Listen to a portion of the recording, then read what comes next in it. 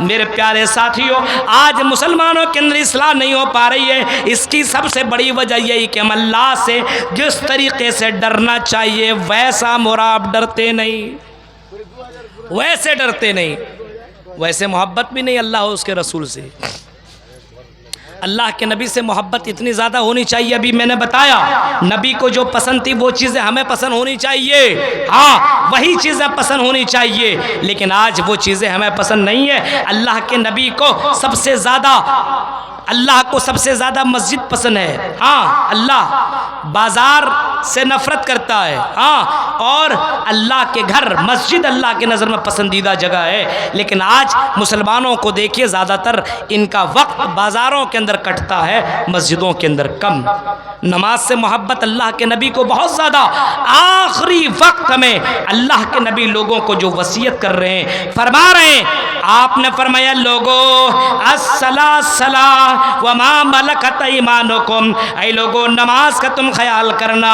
कभी आपने फरमाया कुर्रतो आईनी फसला, ऐ मेरे भाइयों ये नमाज मेरी आंखों के ठंडक है, नमाज से तुम मोहब्बत करना, नमाज को जानबूझ करके तुम तर्क मत करना। इस्लाह पैदा करनी हो तो नमाज की पाबंदी करो। इस्लाम के अंदर भी नमाज है तो हिंदू धर्म के अंदर भी नमाज है। योगी योजित सततमात्मानम रहस्य स्थिता आई काकीय चत्तातिमन निराशिन परगिया पंचम समय कर्तव्या। हिंदू धर्म के किताबों के अंदर भी नमाज का जिक्र है, इस्लाम के अंदर भी नमाज का जिक्र है। अल्लाह के नबी ने फरमाया इस्लाम की बुनियाद 5 चीज़ों के ऊपर कायम है। अशहदु अल्ला इलाहा इल्लल्लाह व अशहदु अन्ना मुहम्मदन अब्दुहु व रसूलुहु व इकामिस सलाह। नमाज कायम करना इस्लाम की बुनियाद 5 चीज़ों के अंदर जो रखा गया है उसमें नमाज भी है, और हिंदू धर्म की किताबों के अंदर भी नमाज का जिक्र मिलता है। योगी योजी सतत महात्मानम रहस्य स्थिता, ये कृष्ण जी अर्जुन जी से कहते हैं, हाय अर्जुन याद रखना तुम जानबूझ करके इस इबादत को मत छोड़ना, इस प्रैक्टिस को मत छोड़ना। योगी योज सतत मातमानम रहस्य स्थिता, जानबूझ करके तर्क मत करना। अल्लाह के नबी सी नमाज के ताल्लुक से फरमाया, सुनो जानबूझ करके नमाज छोड़ने वाला मुसलमान है ही नहीं, जानबूझ करके नमाज छोड़ने वाला काफिर है। मन तरक सलाता मुतअम्मिदन फ़क़त कफ़र, फरमाया जिसने जानबूझ करके नमाज जिसने छोड़ी उसने कुफ्रिया काम किया, उसने कुफ्र वाला अमल किया। कहीं फरमाया अगर किसी ने जानबूझ करके नमाज छोड़ दी तो याद रखना अल्लाह की जिम्मेदारी उसके ऊपर से ख़त्म हो जाएगी, अल्लाह की जिम्मेदारी उसके ऊपर से ख़त्म हो जाएगी। आज जानबूझ करके नमाज छोड़ने वाले मेरे भाइयों मुसलमानों की तादाद बहुत ही ज़्यादा पाई जा रही है। हमारी मस्जिद वीरान है, इतने जलसा जुलूस के बावजूद इस्लाह नहीं हो पा रहा है, इतनी तकरीरों के बावजूद हमारे समाज के अंदर नमाज की पाबंदियाँ नहीं हो पा रही है, मुसलमान नमाज के पाबंद नहीं हो पा रहे हैं। अब इसका ये मतलब नहीं है कि जलसा कराना गलत है, जलसों के अंदर मुकर्रीन को बुला कर तकरीर करवाना गलत है। जितनी इस्लाह हुई है तकरीरों से हुई है। अल्लाह ने जितने नबियों को भेजा सबको खतीब बना करके भेजा, जाहिलों को कम जानने वालों को उलमा बताया करते हैं। जलसों से इस्लाह होता है लेकिन नुकसान भी है, इसका ये कि सिस्टम बदलने की ज़रूरत है। ये मेला ठेला को पहले डिलीट करना पड़ेगा, जलसा वगैरह में मेला के लिए बाकायदा ऐलान लगाना पड़ेगा, और जो मेला में अपनी दुकान लगाएगा मदरसे के नाम पर 10,000 चंदा लिखवाइए, एक ही दिन मेला बंद हो जाएगा, ये करवाना पड़ेगा। अब आप समझिएगा मौलवी साहब मेला नहीं लगाएंगे तो भीड़ नहीं होगी।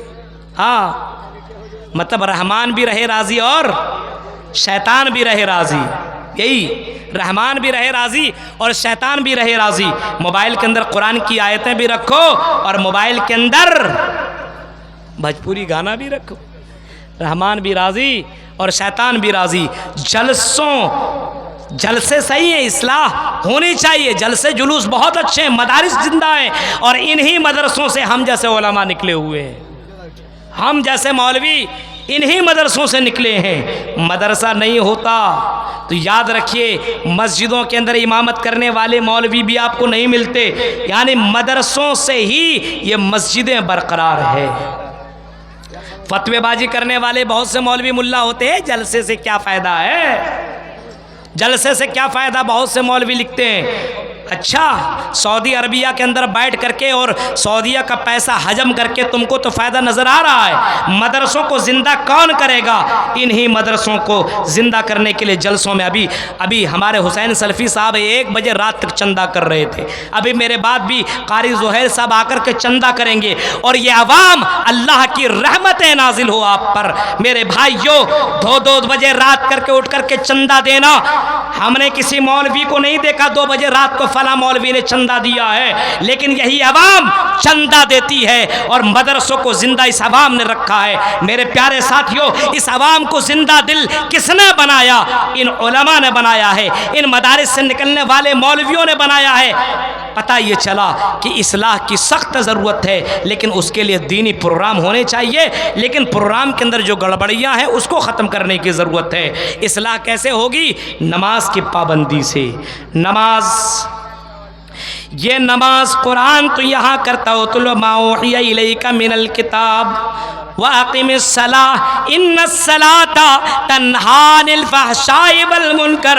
ये नमाज तो बुराइयों और बेहयाइयों से रोक दिया करती है। जो लोग नमाज अदा करते हैं, खुशो खुजो से नमाज पढ़ते हैं, वो लोग बुराइयों से रुक जाया करते हैं। ये नमाज बड़ा कंट्रोल करने वाला ये अमल है, बुराइयों से दूर रखने वाला अमल है। मेरे प्यारे साथियों, हम नमाज के मामले में बहुत ही ज़्यादा पीछे हैं। नमाज क्यों नहीं? क्योंकि हम अल्लाह से मोहब्बत नहीं कर रहे हैं, हम अल्लाह से मोहब्बत नहीं कर रहे हैं, हम दुनिया से मोहब्बत करने लगे और हमारे अंदर एक बीमारी पैदा हो गई है, जिस बीमारी को वहन कहा जा रहा है। अल्लाह के नबी ने कभी फरमाया था, एक दौर ऐसा आएगा, एक ज़माना ऐसा आएगा जो लोगों की तादाद तो बहुत ज़्यादा होगी, मुसलमानों की तादाद तो बहुत ही ज़्यादा होगी, लेकिन उसका वैल्यू ख़त्म हो जाएगा, उसका पावर ख़त्म हो जाएगा, क्योंकि उसके अंदर एक बीमारी आ जाएगी।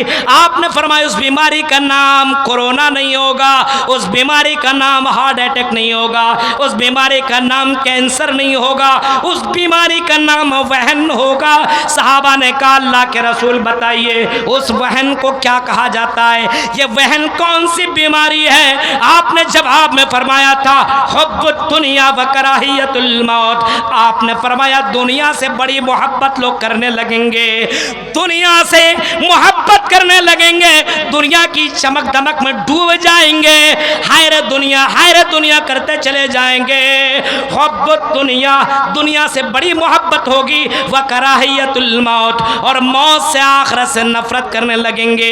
आज दुनिया के चक्कर में लगने वालों लोगों सुनो, हाँ दुनिया को नहीं भूलना चाहिए, लेकिन दुनिया के पीछे में इतना भी डूबना नहीं चाहिए कि आखिरती को तुम भूल जाओ। मेरे प्यारे साथियों, हुब्बुद दुनिया व कराहियतुल मौत, ये बीमारी लोगों के अंदर आ जाएगी।